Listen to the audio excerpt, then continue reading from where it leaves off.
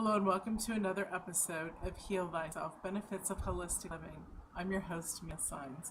And in this episode with me is Karen Tax. Now, Karen will help us through business, through life. There's a lot of wonderful things. And we're going to talk about I am the way. And am I right? Yes. The I am way. The I am way. I'm sorry. Yes. And I also know this lady off screen, so Yeah. So, sweetheart, will you please share with us your journey on how you got to where you are to create this method and love what you do? Right. So I started out actually my work career as a software engineer, which is sort of crazy, bachelor's of science in computer science, and I went on this route of having a love affair with technology, which I do love. And I got to this point in my work that the people challenges were much more interesting and greater and more important than the technology challenges. And so I did a right angle turn in my career and got a master's in organization development. Went through a personal crisis, of course, at that time. So I woke up. I woke up at 25 to greater possibility, greater wisdom, greater spiritual congruence with my work and my authentic self. So at that point in time, I went off and I was going to save the world. And I got into human resources in the corporate world and eventually discovered coaching as a way of developing leadership capacity in organizations, which was great. Coaching was wonderful. And everything I learned in my coaching training and my organization development training ended up being too complicated, too slow, too hard to really implement and have it be practical. So I ended up on this quest, a personal quest for myself of how to make all of this more practical and usable. And that's how the I Am Way was born, was kind of me applying my engineer mind and my spiritual bent to what I was seeing because I wanted to create something that worked better than I had been taught. That's awesome. Yeah. That's awesome. I love when we bring, and it's really the only way to go, when we bring our passion for what stimulates us into our regular life, our everyday life, to make it more brilliant. Right. When we can live that, people talk about finding your soul purpose and living it. Well, it really is amazing and true when we do that. Yeah, it's true. And more than anybody, I did it for me. It was my healing and my learning that was the leading edge of this journey. And that's important. That matters. Wonderful. And before we get into the process, I want to ask you, why do you think that this happens to us as we start to grow or shift? We have these experiences that knock us on our bum, and then we have to get back up and move forward. Right. What a good question. I think that there are some prevalent ideas that are dominant in society, like work has to be hard, like we need to suffer before we can get the goodies, like, things like that say that struggle is not optional, that you have to struggle to earn your way into what's good in life. Those beliefs set us up to fall on our bum because, people are not saying to us, oh, it's going to be easy. It's going to be fun. It's going to be joyful on this path. You don't hear people saying that. You hear them saying, you're not going to get what you want. So suck it up. Yeah. And so we're in the process of changing that. It just came to me was we've all seen throughout our lives these people who do really, really well in business. They either work in Fortune 500 companies, they are Fortune 500 companies, and we wonder, I was just thinking it was crazy because as a spiritual person, we have our own community, and Right. we know how to work through the process to bring in and create happiness and greatness in our life. Why and how do you think that those who don't have a clue of what that means are so successful? Do you think it's because they're following their happiness and joy? Well, I think that there's a sort of traditional path, Mia, that a lot of people follow that they can fit in and it can work for them, especially for white men. right? I mean, I'll just be really honest. It's the kind of path that tends to work more for them, less so for people of color, less so for women of all color. And I think that when you want more, then that traditional path is where it gets dicey. Now, I've done a lot of executive coaching, and I know of a lot of very, very successful people. And I think there's maybe a dirty little secret about their success is oftentimes there's a very high price that they pay. So, for example, they're successful at work, but their home life is terrible. You know, they don't have the relationship with their children that they want. They don't have the kind of passion and intimacy that they really want to have with their partners. They don't even feel like they can ask for that. So they may be successful at work, sort of, kind of, but actually many people are feeling not very powerful to really, really create what they want in their lives across the board. And creating it across the board is true happiness and passion and bliss. Right. Yeah. Right. Like living it all the way, dialed up. Awesome. Not holding back and really getting what you want in all areas of your life. Wonderful. So share with us the process, or not even quite the process yet, but the background behind the I Am the Way. The I Am Way. Yeah, so it's, it's... Here it is. It's written down. I'm so sorry. That's okay. That's all right. See, maybe by messing it up, we'll remember it. People will remember it more, right? And so let's just talk about that. So somebody at some point said, well, your stuff should be called I Am. I'm like, oh, that's pretty audacious. If I was going to call it I Am, knowing what we know spiritually about I am that I am. You're saying that I'm God. So I am, the I Am way. It's really a powerful claiming of our true identity. And the way all of this came about, was formed, was in little bits and pieces that emerged. And I couldn't tell you how it happened. I couldn't tell you where all those pieces came from. I was just guided. And I was staying true to my own self and my learning. And in true divine fashion, when we partner with our higher selves and God, we come up with the best stuff. So that's how it happened. And it's made of 3 maps. The approach is made up of 3 maps. The first one is a map of consciousness that talks about the difference between being in survival mode and being in creator mode. You can think of it as creator being abundance, expansion, infinite possibility, who we truly are, and survival mode as being fear and scarcity, our humanity, the contraction that we experience. So there's this contrast between expansion and contraction. Most people unconsciously live in contraction, live in a stress mode with cortisol and the stress hormones, adrenaline running through their bodies. And they don't even realize that there's another alternative to that you don't have to live in survival. So the I Am Essence map, the first map, provides a guide to that contrast. So people know that they have a choice. They have the opportunity to say, well, who am I really? Am I really this depression that I'm experiencing? Or is that a part of a habit of experience that I've created and is a temporary thing, right?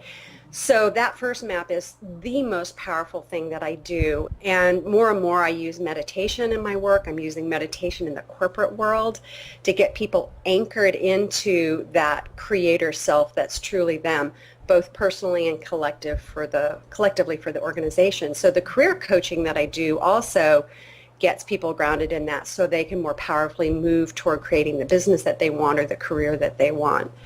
And the second map is a map about energy. So just getting people to be aware that when they're alive, they have a life force energy coursing through them, right? So what is the nature of this energy? How does energy inform matter and form and what we manifest and what we experience? So the I Am energy map is the second step in the approach. And the final step is the I Am Navigational Compass, which is based on the medicine wheel, the Native American indigenous people's medicine wheel, and David Kolb's adult learning theory. And other things. It's sort of a mashup that I ended up creating of the hero's journey, right? So that work isn't about suffering, but work is about finding yourself, finding your happy self, discovering the true nature of your creative, happy expression. That's kind of like a real quick run through of all of it.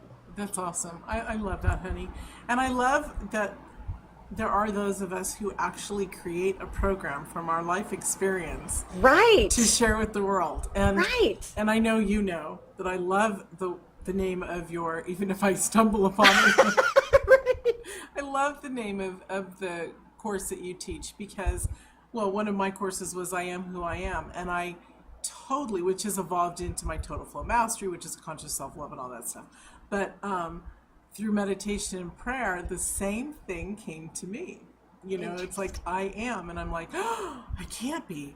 You know, and for so long I was like, I can't be. I know I'm the perfect reflection of God, but I can't claim anything more than that. I am not God. So we hold back. Do you remember when Shirley MacLaine, way back when, wrote her book Out on a Limb? Yes. Right, and she said, I am God, and the uproar that... Oh my God, it was horrendous. And coming from a religious metaphysical background, oh my God, she was a sinner. She was this, she was that. And you know, it's funny, that's how my sister's reaction is to me today. And so we don't have a relationship because of that. You know, I'm the devil because I believe in spirituality and lives upon lives, and that our soul comes and blesses. So, which is, you know, it is what it is. We'll have to dish it out in another lifetime. You know? Right. So, whatever form it comes in. Next time she'll probably be my husband. I'll have to pop her in the nose. I'm kidding. Well, Mia, you know, one of the things that I had to overcome on my path to this work was that kind of opposition that I was creating in my life, right? So me making a decision, that people are ready for this. They want it, and seeing lots of evidence. Of course, it's good to see evidence, but it started with my decision that people want to be happy at work. People want to be an expression of the divine because that's who they really are. That's what's natural. That's what's authentic. Why would people not want this? Come on. Exactly. I agree. I totally agree. That's awesome because that empowerment to support people through this process is very important because people feel if they can't have that creative aspect in the financial area that they're nothing. I hear it all the time, just like you. It's, you know, why am I not getting this? Why am I not doing that? And so I like to say, look at it. Look at why and change that. How would you... Why is important, yeah. Yeah, and how would that... so say somebody came to you and just said, conversation, client, whatever, or prospective, let's say prospective client in a discovery session, came to you and said, Karen, you know, I'm X, Y, and Z. I'm older. I can't find a job. I really want to work, you know, something passionately from my heart, but I can't even do that because I'm so friggin' depressed and I'm broke. So, you know, which is a lot of people's story, and it is their true reality, and we do need to switch that. But what would you say if somebody came to you and asking those questions?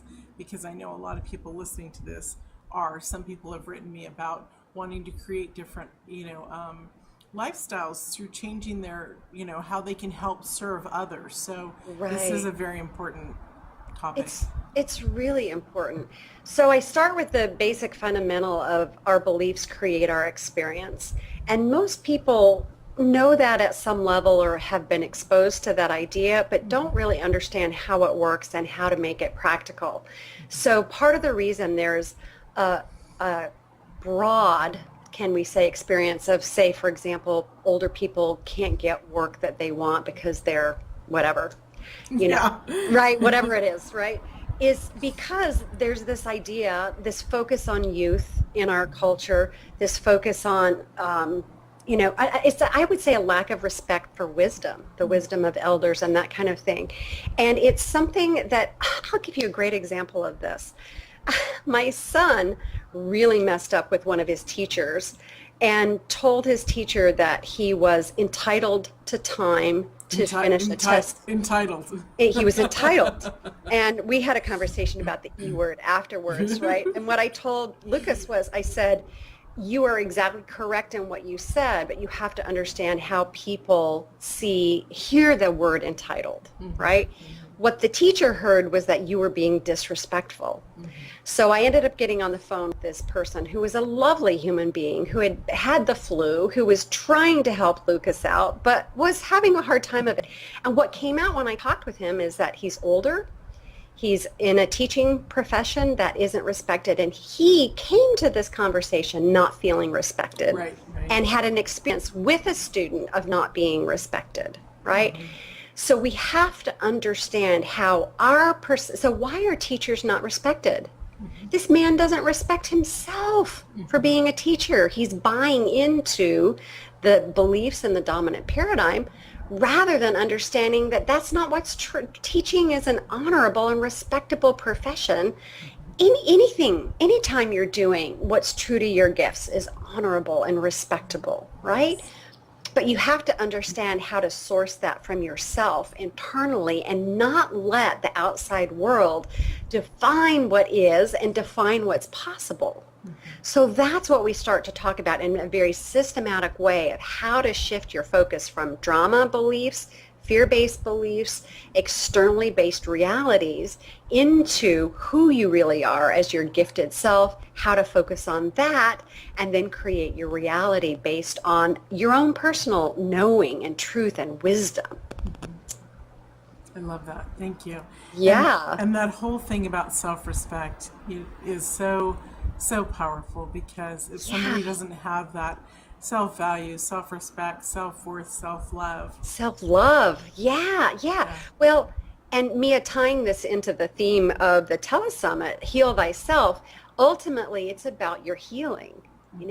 Healing that part of you that doesn't feel respectable or worthwhile, or that your gifts matter in the world, or whatever. I mean, that's the ultimate healing, and especially related to our work, which is where our most precious gifts get delivered to the world, right? Where we get to hone them and develop them in the world. If we hold back with those gifts, it's really hurtful to us and creates harm upon harm. So when we decide that being happy at work is important and that our gifts are important to the world, then we can do the real healing work of making that happen. There's so much juicy yumminess that is our gifts and our talents. Yeah. That if we don't embrace that excitement of things that we're good at, things that we can create that others might not be their talent, if we can't do that, then we can't truly honor ourselves. It's true. And we can't truly be alive. Yeah. I love the word livelihood when we talk about our work, because it alludes to the idea that our work is something that brings us to life. It should be something that brings us to life, a livelihood. We feel alive, more and more alive. We feel more and more passion when we're doing what we love and honoring our gifts. I totally agree with that, because if it doesn't become symbiotic to who we are, then it's not what we're supposed to do. Right. Yeah. Exactly. So instead of just finding a way to get by, find something that passionately excites you. I remember several years ago when I first started, 7 years ago or whatever, I remember hearing in this line of work, not that I first started working, period. Right, in this line of work. And so when I had heard that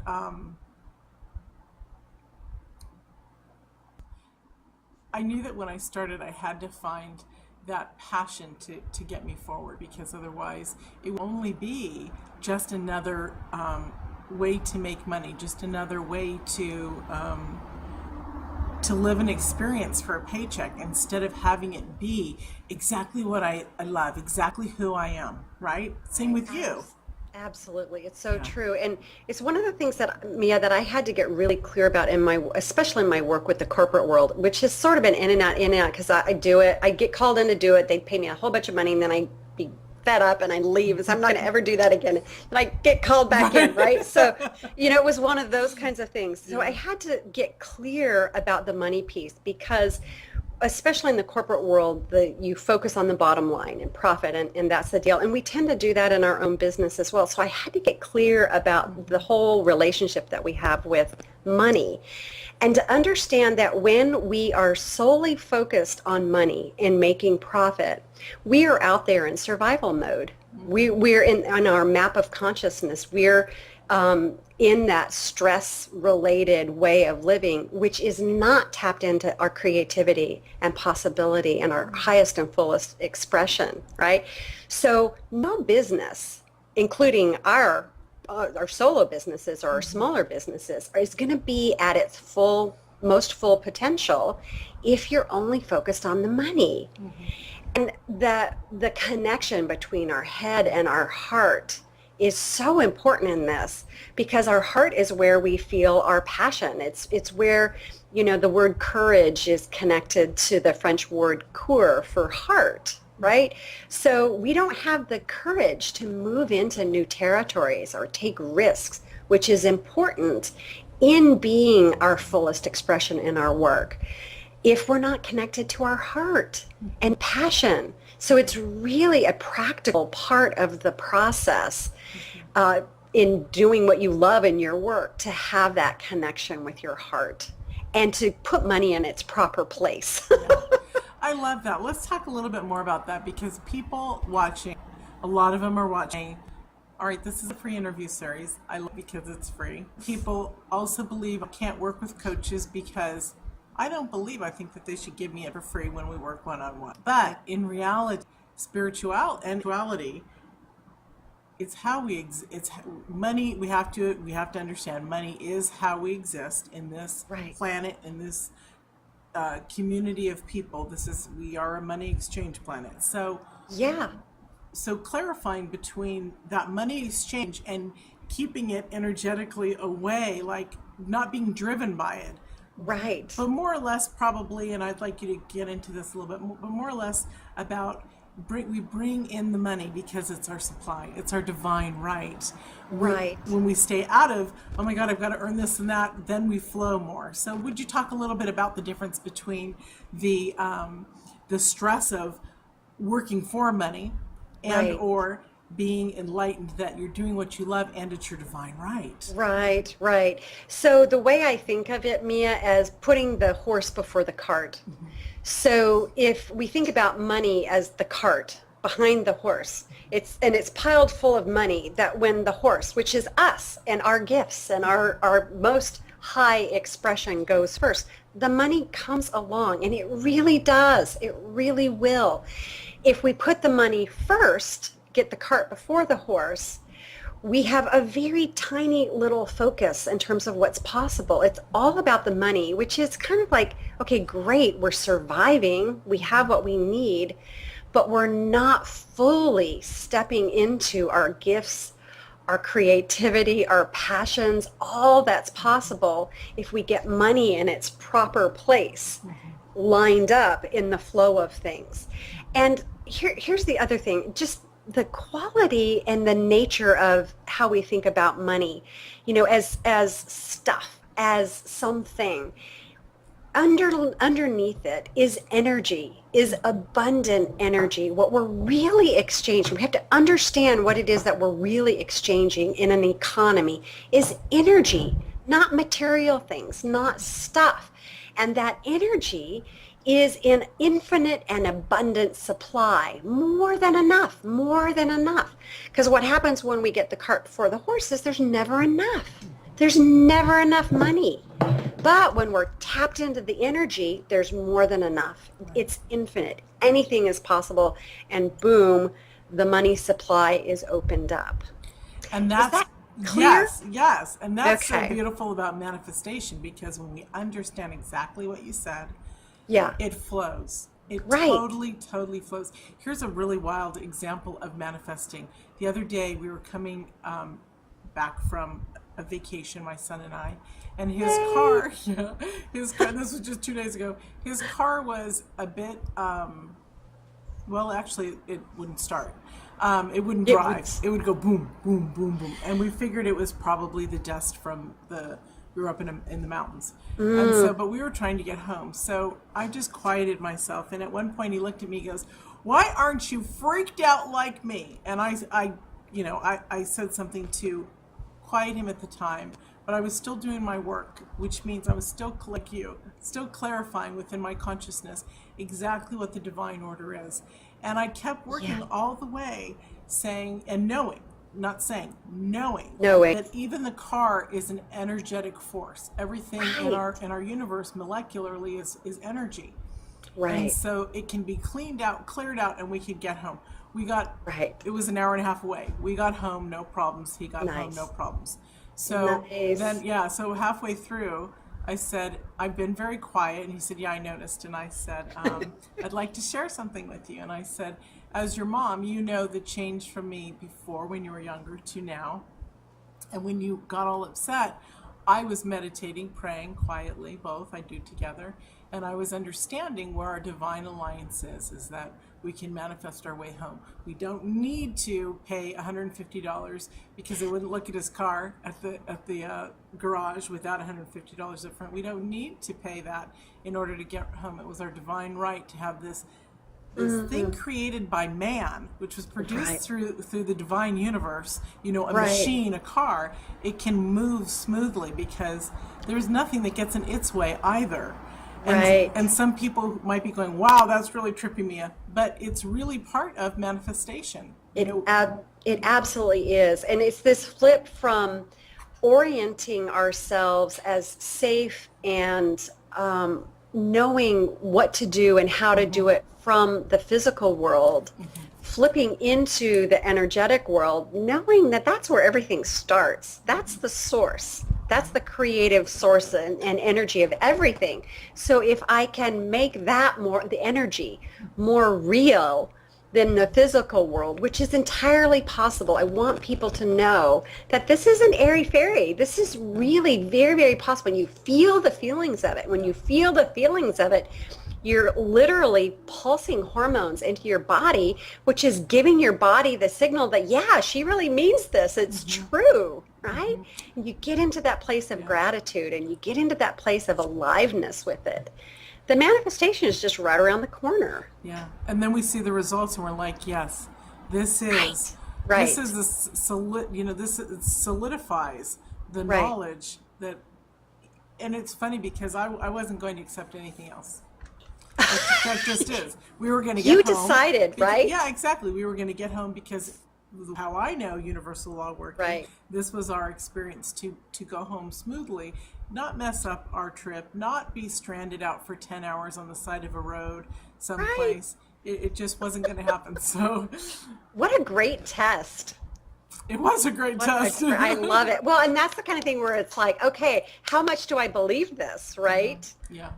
Oh, it goes back to exactly what you were saying about creating income, creating it from the sense of love and not from the stressfulness of, I've got to make this. And so that's where, so it was, that's why I shared that, was just to show another example of how clear money can be just as much as a crazy machinery that people would say, oh, well, no, something's either blocking the filters or whatever. It shouldn't go, so it's very, very cool. And I loved how you said that this is how it works. This is the depth of the clarity that we feel within us and rock solid. That's it. Right. Absolutely. Will you share with us your free gift, because it's a doozy and it helps people with all of this stuff that we've been talking about? Yeah. So my free gift is 5 keys to being happy at work. And it really includes the foundations of the I Am Way and the foundational concepts that are needed to move forward, connected to this energy, that who you really are, your authentic self, and moving forward with being happy at work. The happiness is not out there. The happiness is in here. So you got to discover it here as you're moving forward. That's awesome. I love that. Honey, what would you like to leave us with before a beautiful thought that's coming through your heart right now? Well, I'm thinking the URL to get the gift would be a good idea. Well, that's sent out in our email. Okay, so I don't have to worry about that? And your credits with along with mine with your website and how to contact you if they want to work with you Great. is on right after this, after Great. we finish.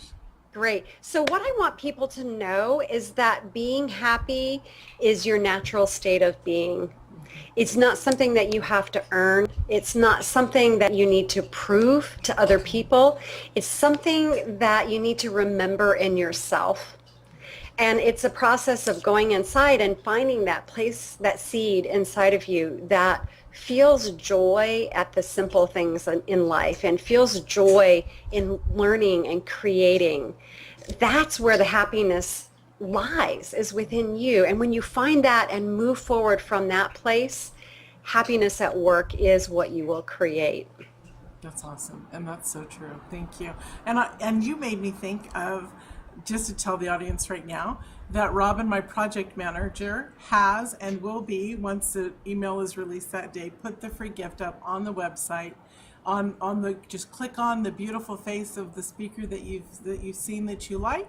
You'll go to their bio. You'll also have their free gift, and it's simple and it's easy. So Great. yeah. So Thank you, there's Mia. two ways to get it. So thank Great. you.